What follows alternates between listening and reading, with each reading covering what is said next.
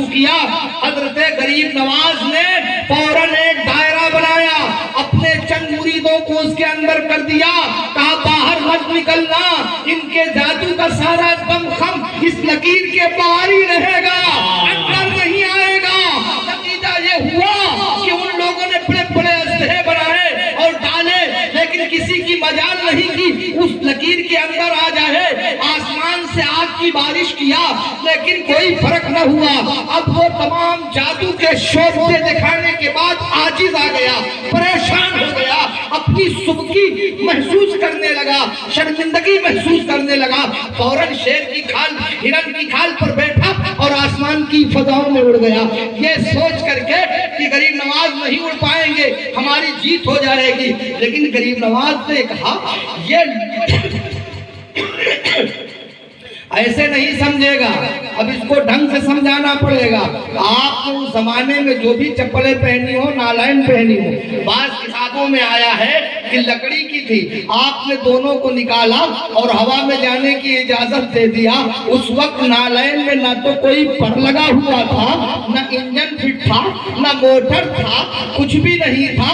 بس غریب نواز کی زبان سے نکلا کہ جاؤ اور جا کر کے اس فجار کو پکڑ کر کے لاؤ۔ اب یہ نالائن آپ کی ہوا میں پرواز کرنے لگی، جہاں پر بھی وہ تھا بدترین سزا دیتے ہوئے سر پر فٹافٹ کی مار لگتے ہوئے وہ جوگی جے پال حضرت غریب نواز کے قدموں میں پڑا نظر آیا۔ اسی لیے تو میں عرض کرتا ہوں کہ جب بندہ خدا کا ہو جاتا ہے، جب بندہ خدا کا بن جاتا ہے تو اس کی حکومت پوری خدائی پر ہو جایا کرتی ہے۔ پانی کو حکم دے تو رخ بدل دے، دریاؤں کو حکم دے تو رخ بدل دے، پہاڑوں کو چاہے تو زیر و زبر کر دے، جب چاہے تو بارش ہو جائے، موزلہ دار بارش میں اشارہ کرے تو بارش منقطع ہو جائے۔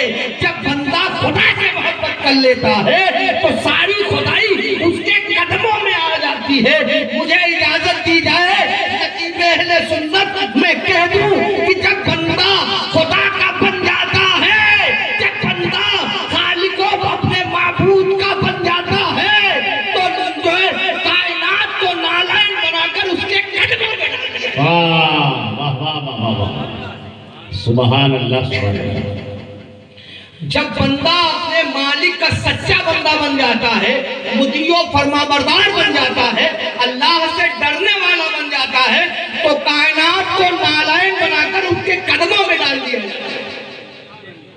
پھر جو وہ چاہتا ہے وہی ہوتا ہے۔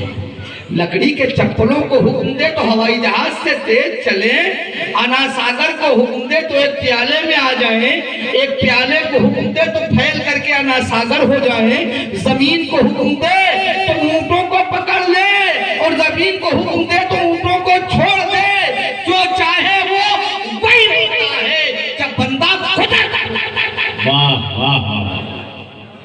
نعرے تو بہت لوگ لگاتے ہیں، غریب نواز کی سیرت کو دیکھو، غریب نواز نے کیسے برائی کا قلعہ کما فرمایا ہے، کیسے بدی کو نیکی سے جیتا ہے۔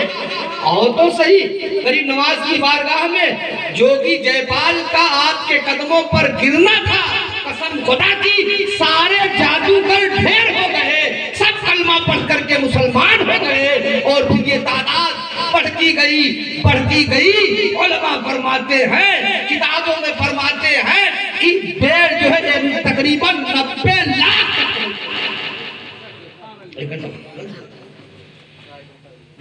سمجھ رہے ہیں۔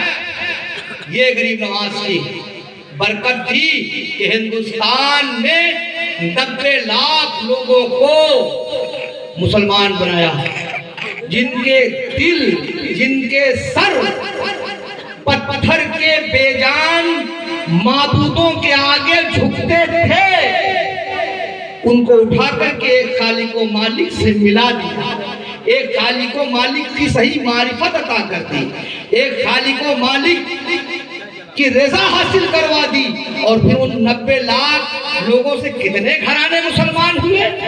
پورے ہندوستان میں جو آج فصلیں لہرا رہی ہیں، اس میں بہت بڑا یوگدان حضرت غریب نواز۔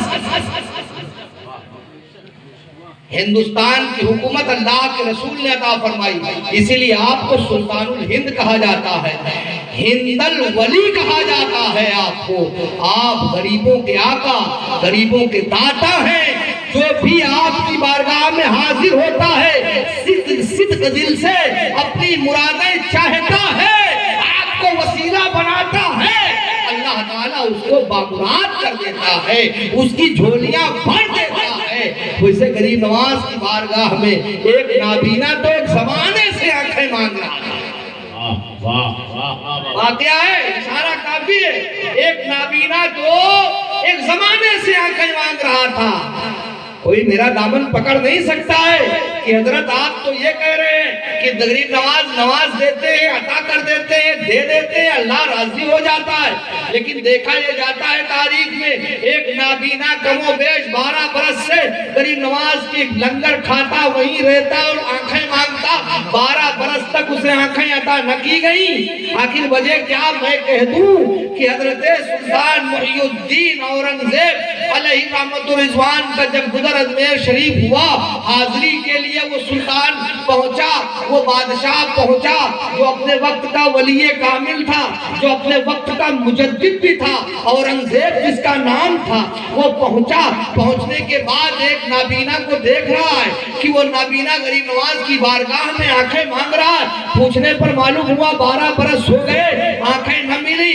اس نے فوراً تلوار سوٹی اور تلوار کو پکڑ کر کے دکھائی کہ ذرا دیکھ لو، تمہیں یقین ہو جائے کہ یہ تلوار ہے اور ننگی تلوار ہے اور میرا نام محی الدین اورنگزیب ہے۔ میرے غصے سے بھی تم واقف ہو۔ میں بارگاہ میں حاضری کے لیے جاتا ہوں، واپس آؤں گا، اگر آنکھیں نہ ملی تو گردن مار دوں گا۔ اب تو وہ نابینا شخص غریب نواز کی بارگاہ میں عرض کرنے لگا، حضور 12 برس سے آنکھیں نہیں ملی تھی، کوئی بات نہیں، جی تو رہا تھا، آپ کے بارگاہ کا کھا رہا تھا، پڑا رہتا تھا، مستی میں مست رہتا تھا، یہ آپ نے کس کو بلا لیا؟ اورنگزیب کو۔ اورنگزیب ضدی ہے، اگر مجھے آنکھیں نہ ملی تو اب تو میں جان سے بھی ہاتھ دھو دوں گا۔ اتنا کہنا تھا، دل نے غریب نواز کو پکارا، من بنایا، غریب نواز نے خدا سے اس کے وسیلے میں دعا کیا، اللہ رب العزت نے اسے آنکھیں عطا کر دیا۔ اورنگزیب واپس آئے تو اسے آنکھوں والا دے۔ سبحان اللہ، سبحان اللہ۔ مانگو تو صحیح، مانگو تو صحیح، مانگنے کا بھی قرینہ ہونا چاہیے، اور نہ ملے کیسے نہیں ملے گا؟ ہماری التجا نہ سنیں، ایسا ہو ہی نہیں سکتا۔ کوئی انہیں دل سے پکارے تو صحیح، یا غریب نواز دل سے، یہ چونکہ اولیاء اکرام کا جو معاملہ رہتا ہے وہ دل سے رہتا ہے۔ کسی صاحب دل نے کہا کہ علماء کی بارگاہ میں جب حاضری کا موقع ملے تو اپنی زبان بند رکھو، اس لیے کہ اگر منہ سے کچھ الٹا پلٹا نکال دیا تو عالم دین فتویٰ لگائے گا، اس لیے ظاہر پر فتویٰ لگتا ہے۔ لیکن صاحب دل فرماتے ہیں جب اللہ والوں کی بارگاہ میں حاضر رہا کرو تو زبان کے ساتھ ساتھ دل پر بھی کنٹرول رکھا کرو، اس لیے کہ وہ دلوں کو بھی پڑھ لیا کرتے ہیں کہ تمہاری دل کی تختی پر کیا لکھا ہے، تمہاری دل کی تختی پر کیا لکھا ہے، اس لیے دلوں کو بھی سلامت رکھا کرو۔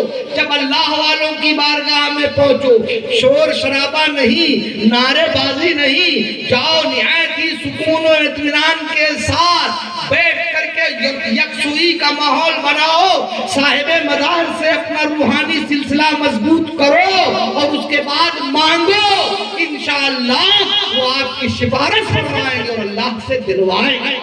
واہ واہ واہ، بے شک بے شک۔ اس لیے مسلمانوں اپنے آپ اپنے اعمال پر نظر کرو، جب رات کے سناٹے میں بستر پر جایا کرو تو تو یہ ایک مرتبہ اپنا محاسبہ کر لیا کرو۔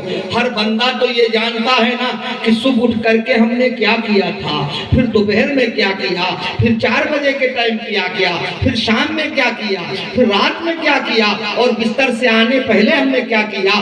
یہ اپنی زندگی کے بارے میں محاسبہ کر لیا کرو اور کاؤنٹنگ کیا کرو کہ آج ہم نے نیکیاں زیادہ کمائی ہیں کہ اپنے نامہ اعمال میں گناہ بٹورے ہیں۔ جب تمہارا مزاج یہ بن جائے گا مسلمانوں تو یاد رکھو گناہوں کا دفتر آپ کا دھیرے دھیرے دھلتا نظر آئے گا۔